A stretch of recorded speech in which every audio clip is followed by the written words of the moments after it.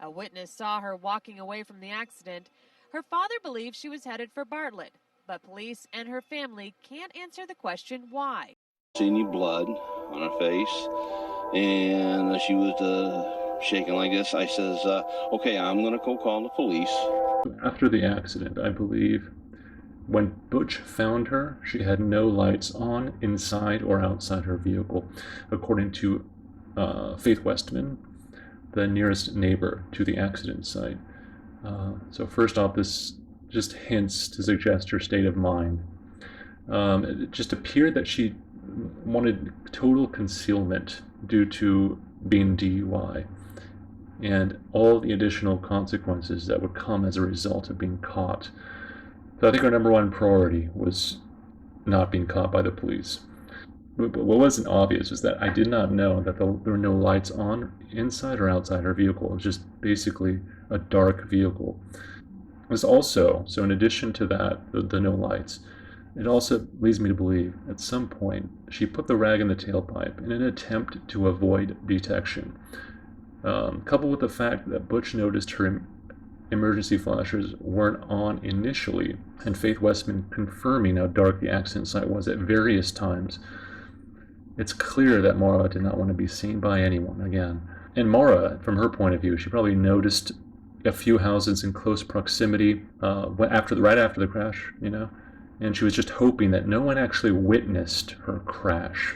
And perhaps in her mind, if no one heard or saw the crash or noticed the slight damage to her car, then hey, maybe she's at a small risk of being caught with a DUI if all of her lights were off. But once Butch entered the picture, it was a different story. So Butch, in the interaction that he had with Maura, according to Butch's testimony, he stated that he had to advise Maura to turn on her flashers for safety purposes, which, according to Faith Westman, noticed that those lights had turned on in a minute or two Butch started to talk to Maura. And again, in that interaction, if you don't know already, Maura told Butch Atwood that she already called AAA, and Butch Atwood, the bus driver, knew that there was no cell phone reception in the area, so she couldn't have called anyone. And so he insisted that he was going to call the police. Not only was it dangerous for her to stay there due to her DUI, but it was also not safe to physically be there while it was getting dark and darker. Add to the fact that Butch Atwood said he was going to call police. She knew she had to bail. Faith Westman was looking outside of her window, and throughout this entire time, basically, there was a few minutes where she wasn't, but for the most part, she was looking out of her window and looking at the accident site. She had a clear view of the accident site, although it was getting dark. So Faith Westman noticed Maura Murray's interior lights flashing on and off. This was after Butch Atwood had left. So the interior lights were flashing on and off. So again, in my mind, Maura was still trying to be careful and not to be seen, but needed to find something in her car at the time, which required the interior lights to be turned on. But then, shortly after that, she noticed a red glow moving around. So this was presumably a Maura Murray in his phone, all while trying to get a cell phone signal. This is, my guess, is the red moving glow. So Maura was, I guess, waving the phone around and trying to get cell phone reception. So at this point, after failing to get a signal, and after the Butch Atwood encounter, she went to the trunk, threw some items in her backpack, then locked her car. So finally, in my opinion, she ran from the scene like a bat out of hell.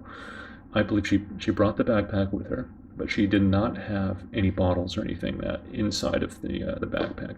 I believe she decided to run as fast as she could away from the scene. And I believe Butch Atwood missed seeing her. Butch Atwood's residence was about 300 feet east of the accident site, and he was parked in the bus, or he was inside the bus that was parked in the driveway facing the road. I just believe Butch Atwood missed seeing her due to how dark it was out. And Butch Atwood said himself he could not make out any of the vehicles that passed his residence in that time. And I think it's important to note too that Faith Westman said that there were no vehicles that passed through this time. Butch Atwood said there were a few vehicles that passed through past his residence. So the question is, why wouldn't she go west? And I initially thought that she went west for a long time because it was the most logical place to go if one was in a similar type of situation. And because west is closer to civilization than east.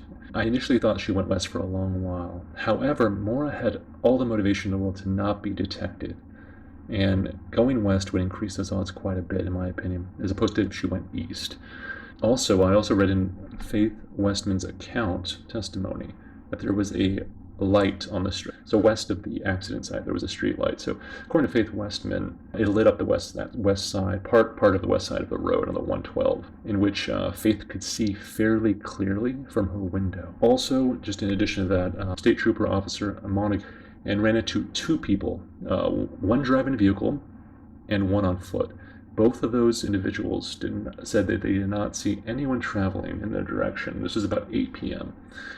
That officer also, Officer Monaghan, also searched west and mapped out an area. He searched, which covered quite a bit on the roads coming west and south, but not all of the roads, of course.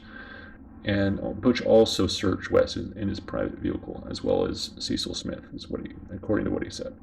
In addition to all of that, the reason why I think she went east, there was a witness that came out, I believe a couple of months later, and said that he saw someone that was kind of matching the description of Maura Murray running 5 miles away from the accident site, eastward. So running east, somebody that somewhat matched the description of Maura Murray, but again, it wasn't Maura. We don't know for sure if it was Maura Murray.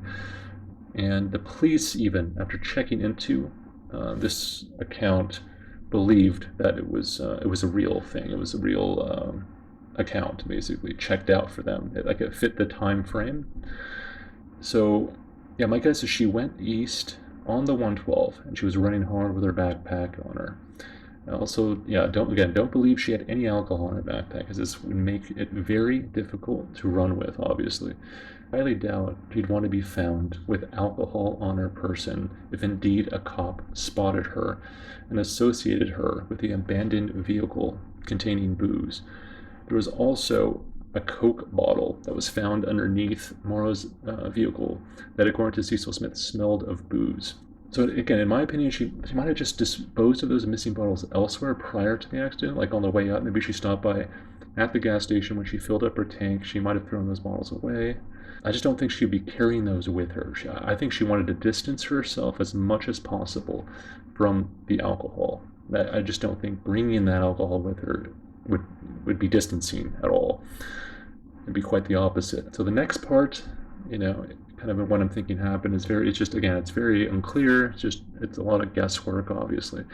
But again, by her family and her friends' accounts, Maura was pretty smart. So I just don't think she was going to go deep into the snowy, dark woods if she didn't have to.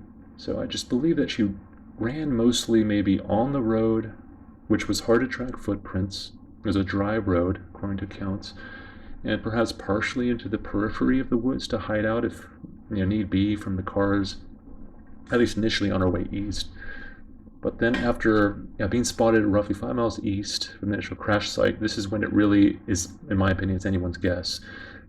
She either was picked up by someone and a bad deed took place and she died, or she succumbed to the elements in the woods. Like perhaps a number of things that could have happened to her, where she took to the woods in just a desperate attempt, maybe to get to where she originally wanted to go.